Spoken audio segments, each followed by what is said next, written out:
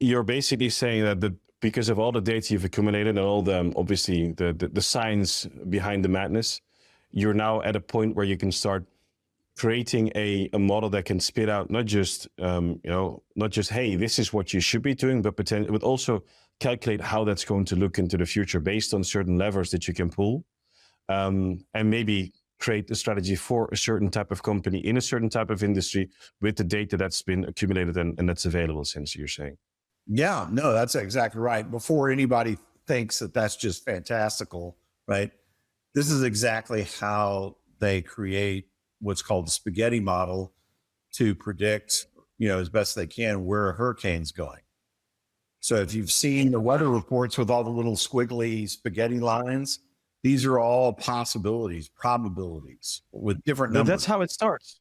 I mean, you have to have somebody saying, hey, I'm going to pioneer this, I'm going to try this. And, look, if from all the 100 lines that spin out of it, 99 of them are going to cause maybe death, but one of them is success. And the truth is, the more you try, it's going to go from 1 to 2 to 3 to 4 to 5. And down the line, give it 5 years or longer, the amount of lines you spin off are going to be more a lot of them are going to be more fruitful than anything else. And I think if you give a company the chance, hey, look, you can just go out there and cowboy, or we can create a model for you which we know has had success on multiple factors. And just like it isn't actually, because you're not making the plan right now and you're going to stick with it for 3 months. I assume you're going to be adapting based on the information you then put in again, right? But I'll tell you this, even more cool than that, okay, in my view anyway, is that you can take a plan that your team or your agency or whoever it is has come up with, and you can model it to see, that's crazy, any good before you spend any money on it. That's great. That is something which I think, as a person that's right now also dabbling in starting a startup, this is super interesting. But I think to everybody else that's interested in, I've seen so many businesses try the same tactic, right? It is, if it's B2B, specifically, it's going to be LinkedIn, it's going to be email, it's going to be cold calling. There's age-old tactics to see what's what. The question now is, how can you make it successful in a short amount of time, obviously? So I think people could be looking at this in not just only, hey, what's my success potential? What's my potential success rate, essentially, but also, how can I shorten my timeline of success by having a model that predicts, hey, going left and right and then left versus going right and then left gets me there maybe 6 months earlier. And you can imagine this is something that's super interesting to investors, because their data analysts can utilize something like this to also identify the potential success of a business plan of somebody that they could invest in. At the same time, it could be interesting for the companies that are pitching, because now I can tell you, like, hey, look, we've done our thing. Yeah, exactly. What we're actually seeing a fair amount of business from are founders of startups that have still not operated at all. So there is no data, right? And they're fundraising, and they want a more reliable pro forma on their business, because everyone's pretty well figured out by now that a normal pro forma is just the founder's greatest hopes and dreams, right? Yeah, the market capital. They want something more reliable, and we can help them do that. Yeah. Okay, so you're saying you're getting more and more of that business also coming to you. Is that correct? Yeah, and that's a very brand new kind of angle on it, right? That's less than a year, right, of that kind of work. But it's a direct reflection on the real and perceived risk levels in the marketplace today. Yeah, especially with money also drying up. This is something where it's a significant, and money getting more expensive. Yeah. It was cheap for so long, nobody really cared, right? It didn't matter. Then all of a sudden, 3 years ago, it really mattered. Exactly. And I think that's a big shift and we're seeing that across the market. And I think if if there's an answer to this where it's like, okay, look, the money's drying up because it's getting more expensive. Every startup is now asking themselves, how can I differentiate myself? If you look at Sequoia, they are, in every quarter, in every round that they're doing, they get about 25 companies. I think they dropped it down to 20. But the amount of applications has skyrocketed.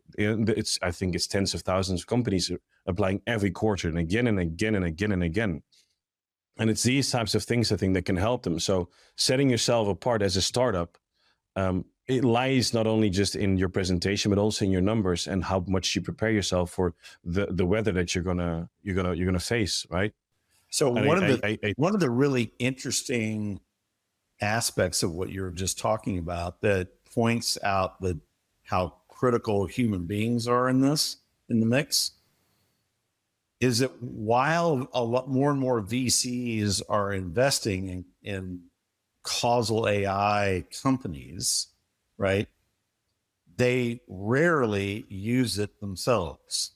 And Why you would that? say, well, that doesn't make any sense. I mean, why would they, well, I mean, they're pattern match. They've been pattern matching forever. Their whole mindset is a pattern match, not a causal perspective. And so that's what they're comfortable with. And so they continue on, even if it means that only 1 out of 50 companies makes it. Right. And so what causal is saying those kinds of odds, 1 out of 50 or whatever, right, are terrible odds. And so, right. And so the irony is that where we see demand for causal AI ratcheting is on the PE side, the private equity side, right? Because the money is a bit more smarter there, or they care a bit more. Maybe it's not as abundant. Is there a reason why? Like, It's because they are accountable for faster improvements. So they'll buy several companies, they'll roll it up, right? And then they've got to optimize all that. And historically, what that has meant is just cutting the hell out of costs, right? But now you've got, like in Delaware, in the EU, in the UK, in the PRC, you have relatively new laws around fiduciary duty that basically means that you can't just do that, because if you just chop and you end up chopping something that was really important, the shareholders can now sue you for that, right? And so there has to be a mechanism, and that's causal AI, for figuring this out. The other main reason why VCs don't do it is because in their contracts with their subscribers, the hold harmless piece is huge. Right? Yeah, there's kind of no obligation. It's like, you give us your money and we do it what we want, and there's a lot of risk, and that's why you just can't always invest like that.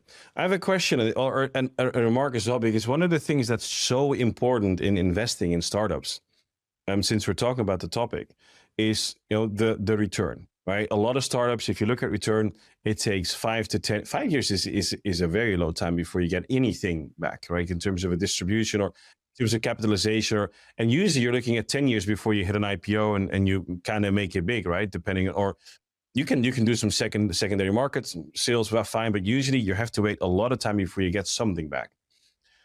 Could you say that that new technology you're developing is something that can help you shorten? Because we were just speaking about the selection in terms of, hey, 1 out of 50, that's ridiculous odds. Let's make that 2 out of 50 or 5 out of 50. But you could say that utilizing this technology, you also have the opportunity to maybe shorten certain timelines when it comes to capital returns. No, I think that's guaranteed. That's clearly true. Once you start, so the first thing that we model for any new customer is their marketplace, right? Yeah. This is the environment in which everything that you do, right?